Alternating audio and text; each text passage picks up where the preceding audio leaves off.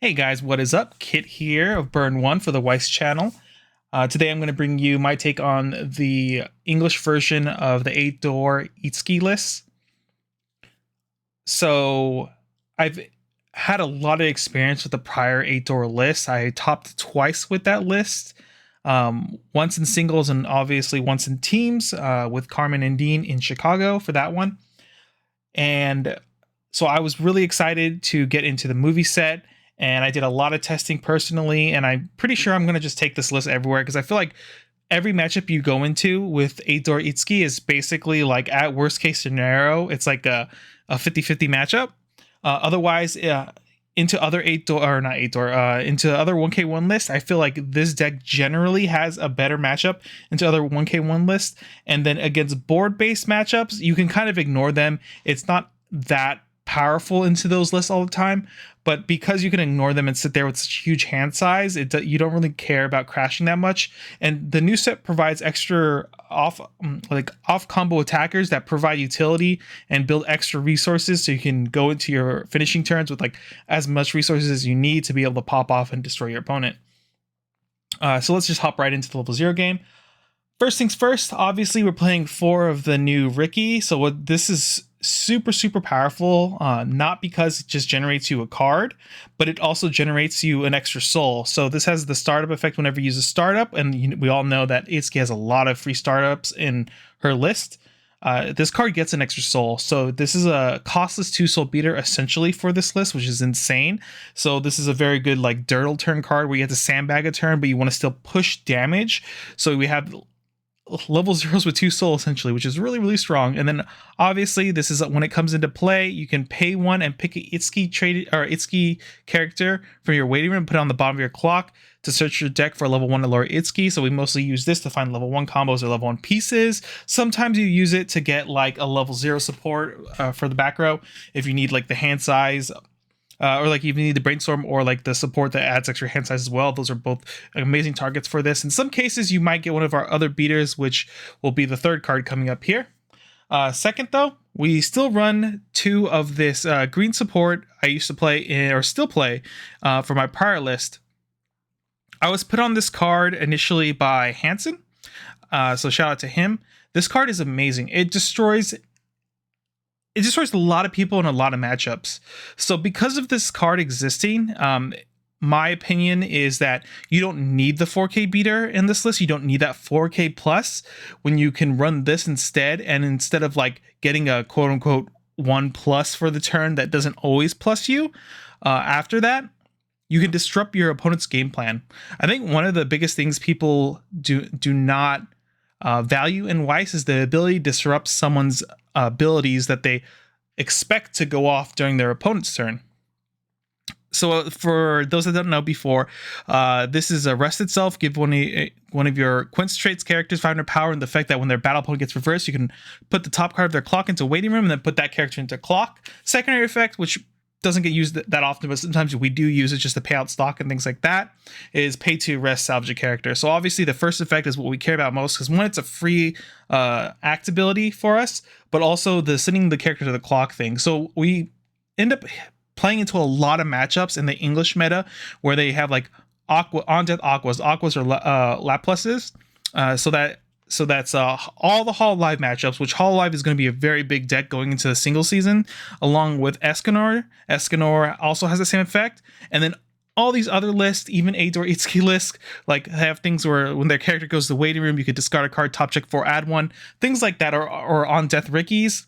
Once you remove that from people when they expect to have that effect, it usually puts them in positions they were not expecting to be, and they don't really know how to play themselves out, and they feel a little bit less like secure about like their hand, and they thought they were going to get this level 1 when they didn't get the level 1 from their effect or something like that. I think a lot of people undervalue that, and I'm a very big proponent of playing that over like big level 0s that plus, because a lot of times those cards are dead cards after level 0, whereas this card here has value all game no matter what. So this is the other card that's really big for the reason I want to play that last support, is the Itsuki Clean Cut. So this has the effect that when you use a startup, it gains 2,000 power. And then whenever the battle opponent of this gets reversed, you can pick one of your other Quince trait characters, rest it, and move it to the back row. And then the last effect is that you can rest any Quince trait character and give this card 1,000 power, including itself. So not only is this an extra startup if you're in a situation where you can't really pay stock for a startup and you don't have anything else to really give you that free startup effect or actability to activate your other things, but this also turns all your other level zeros into a way to activate this card's own ability of gaining 2,000 power. So in a lot of scenarios, this card will sit at 4,500 power or even 5,000 power in some cases, and that like beats all your opponent's things.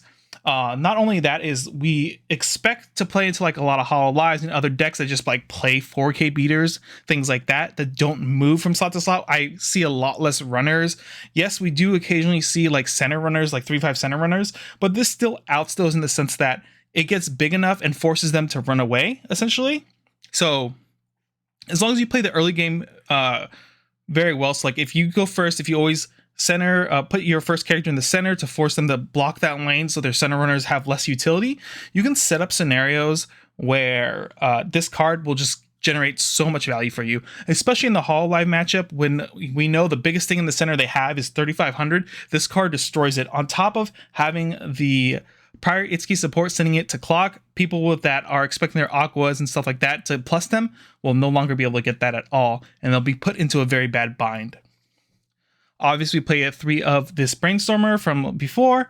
It increases hand size, 500 power in front during your turn if you have 5 or more hand, and then pay 1 rest for every door climax that you hit. You can search 1, add 1 to hand. Search Brainstorms kind of suck generally, but it's actually really good in this deck because we have so much reach into our waiting room that it doesn't matter. Sometimes we just need the search, but generally, honestly, you only brainstorm not too much in this deck anymore. It's more for deck speed and maybe if you're trying to find something in your deck, because the new support here is very powerful. Not only does it give an extra +1 to hand, so when you have this and the brainstorm in the back row, your hand size is now 9 instead of 7 max hand size.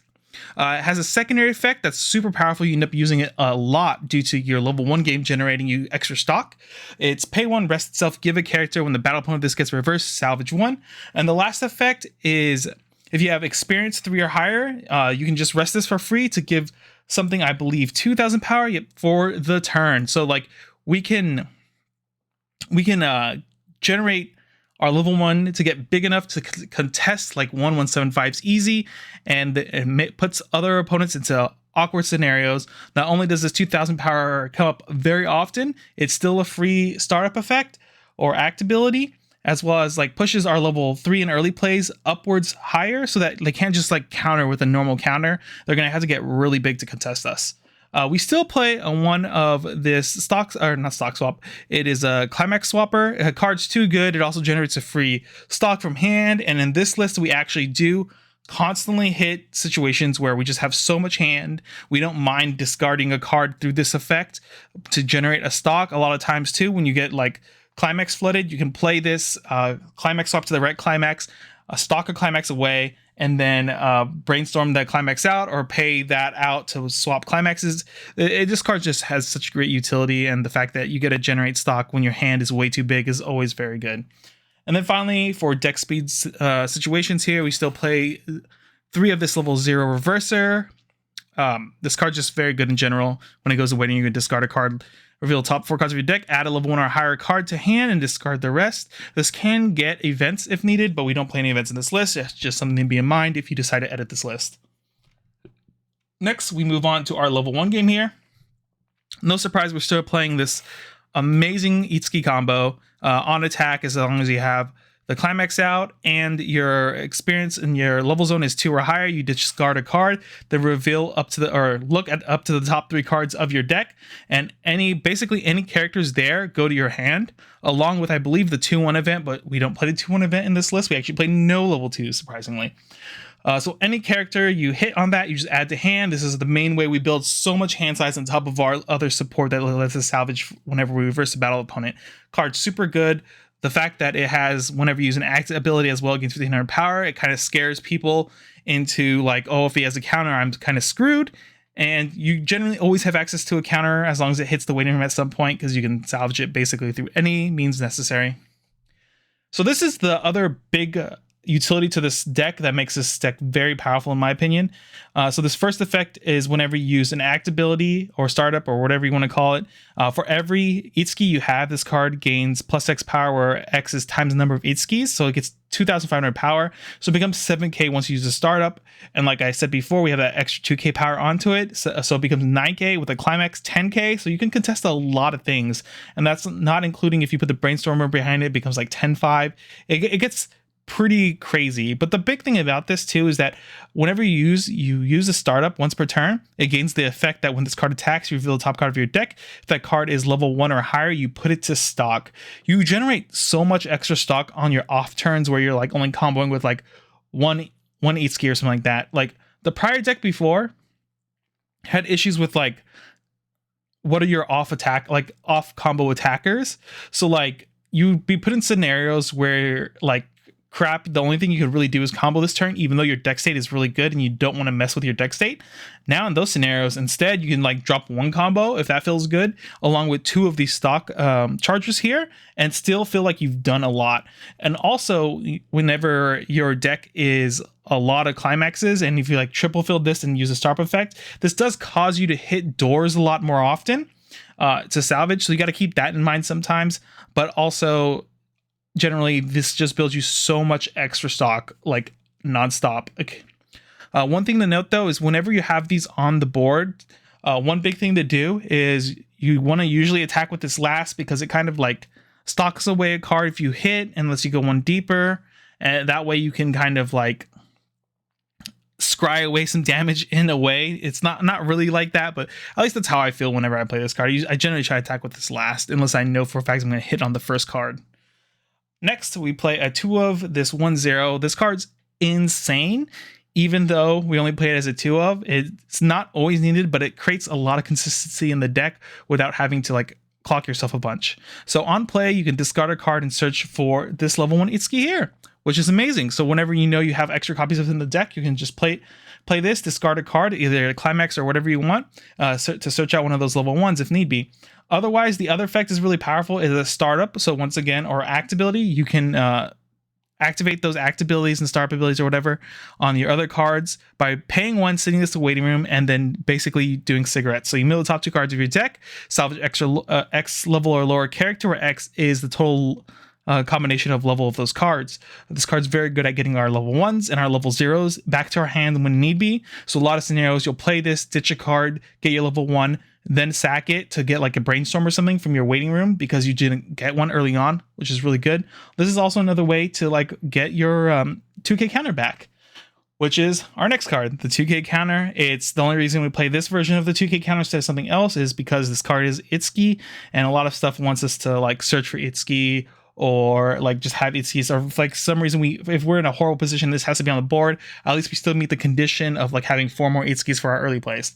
So now onto our level 2s, we have nothing, because I feel like none of the level 2s stand out to me. There is a level 2 that's like on play, like I forgot the exact effect, but it's like ditch a climax or something, or clock yourself like that and search your deck for a climax with a door trigger on it. I think that card is pretty strong, and it might do very well into certain matchups. It being a 2/1 and being able to like reverse 1/1s that can't be reversed by costless cards. I think it gets big enough too to contest Alice a little bit in some scenarios, but generally in those matchups, I don't really care about Alice. I'm going to sit there AFK, sit there with my 9-card hand and wait till I'm in a position to kill my opponent. And a lot of times having level 2s on the board going into our level 3 is very powerful for us, because we get to set up side attacks that like guarantee damage and a lot of things like that, which is really, really good for us, honestly. So onto our level 3s. We have a suite of level 3 packages here. So we still play the early play level 3 that I played before in green. This card is just -1 level if you have 4 more of the Itsukis. That's obviously very easy because everything in this deck is Itsuki except for like 1 level 0. So this always goes off every time. On play, it heals, and then it gains the effect that during your opponent's attack phase, you can pick one of your opponent's characters, and for the turn it can't be reversed. It's a you may ability, so it you don't have to worry about it too much. If there's nothing you want to pick, you can just pick nothing.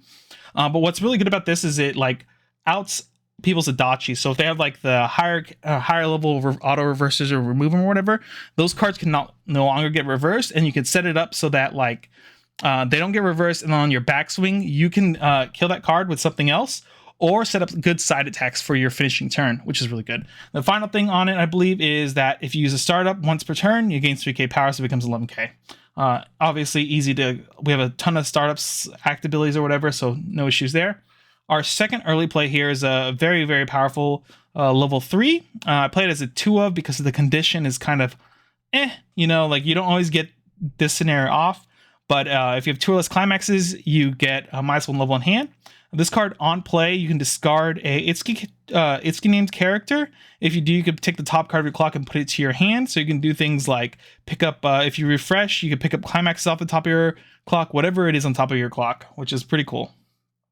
Final effect is that once per turn, when you use a startup or act effect, it gains plus X power, where X is your other Itsuki's times 500, so it gains 2k power, so it becomes 12k. It's very big, hard to contest. You could tap your back row, like before I said, becomes 14k, 14.5 with the brainstorm back there.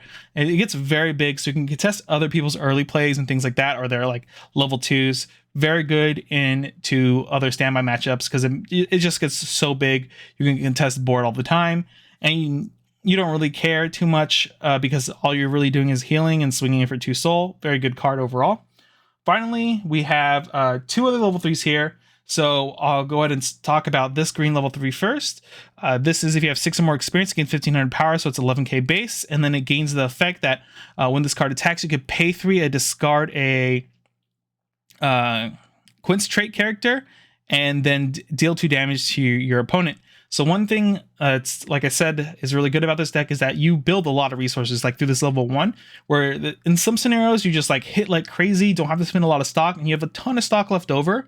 And say for some reason you get really unlucky, you don't draw your climax. This is a great off climax finisher, and you have something to do with all that extra stock.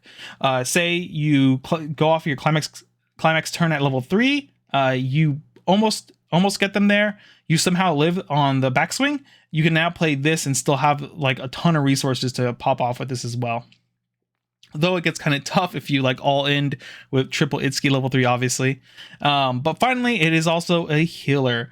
We play a high count of level 3s because we're looking to get 6 or more experience as soon as possible, and we want 2 or more experience, or at minimum 2 or more experience at level 1, but ideally we want 3. That's why I don't play level 2s, honestly. So like we just have all these level 3s to get our experience condition off very quickly, which is really good. And then finally, this is the piece of resistance or whatever. Is this Itsuki is the way we close out all our games. It's super easy to triple combo this every single game. Almost every game I've been in, I've been able to triple combo. Worst case scenario, it's been like a double plus another level 3. And usually those games are the incredibly bad, rare ones. So this one's on play. You could look at up to the top 3 cards of your deck, add 1 card to hand, discard the rest, and this for the turn needs 1500 power. Power doesn't really matter that much because usually when you go in with this, you're just gonna use the combo to finish out the game. But the extra power is kind of nice then, So you get a dig. If you play 3 of these, you get a dig 9 cards deep to find the climax if you don't have it or you didn't hold it through a refresh. A lot of times you don't have to hold it through a refresh in this deck because the compression you build with this deck and the deck control you do have make it so that you can generally always find it within like the top 10 cards of your deck minimum, because you have the draw, and if you clock also, then it's more like 12 cards. So the top 12 cards usually has a climax. And usually any climax, you end up just grabbing this and swap out to the right climax. But finding the right climax of this is pretty easy. Though this is how we finish people now with the climax combo here. When you have the door combo in the climax area, you could pay, and you have 6 or more experience in your level zone. You could pay cost, which is discard 3 cards, not characters like the old one, it's cards. So this will deal 3 damage to your opponent, very good number. And then you get a mocha your opponent's deck. So you get look at the top 2 cards, leave them there, and put them back in any order, or you can discard any number of them. Very good at sniping climaxes away, so that this card's attack swing will most likely go through because you swing for another 3. When you triple this, it's insane. I've killed people from like high 2s, mid 2s sometimes. If they just eat everything, it's hard on them, very hard. One thing to keep in mind is that because you get a mocha, the top 2, you get to look at the top 2 and like remove any climaxes there. If you find you got to make sure to look at the field, look at all the characters' levels. Like I was saying, like having level 2s on the board is very good for you, especially if the damage parity is like pretty even, because you can set up where you attack with the side attack against the level 2 last, so you have the option to always side attack for 1 and guarantee the 1 to go through, or front attack, so you can see how your first 2 attacks go before you go to the last side attack. And yeah, it makes this card very powerful for closing out games. There's a lot of games where I straight up just side attack just to get the mocha off. If the burn 3 doesn't kill them, then the mocha and then side for 1 will close out the game for me usually. It's super powerful. Honestly, it's one of my favorite finishers because it feels just so consistent and so powerful. And then finally, obviously, we play 8 door, 4 of the level 1 combo, 4 of the level 3 combo, obviously. And that kind of wraps up the entire deck. One thing to keep in mind that I did forget to talk about is that this card, because you have this Ricky in your list, you can mulligan very hard in this list. Before the last version of this deck, you had to hold at least 1 level 3 usually just to be safe, to make sure that you get your experience for your level 1 combo early on. But because this level 0 Ricky, or the Itsuki in this case, exists, you can discard all your level 3s early on and not care, because as soon as you have 1 stock, you can use this effect to put the level 3 into your clock. That way you have that target to level up. Another thing though to keep in mind is usually the targets you're looking to level up first are these 2 green level 3s. These are the high priority ones. That's why we run a little bit more of it instead of these this red one here. Mostly because in a lot of scenarios where you do get level locked into green, you don't really mind, because you usually can get one of these level 0s in your hand, already have one in your hand, and then play it to put red into your clock and then start playing your level 1 combo. I've never been in a scenario where I've been locked out of red or green at 1 when I really needed it. You never need green at level 1, but it's just something to keep in mind, honestly, because like these cards here are like our low priority cards generally. In some matchups, you'll know when you need this one more because they play like Adachi's and on reverses. But like this is like a very good card to just level away and forget about it. These 2 here are a little bit more tough. You gotta be very careful with your your finisher. This is okay if you have to level it up. It's a good target, obviously, because it's red and has level 3, so you'll get the experience you need for your level 1 combo.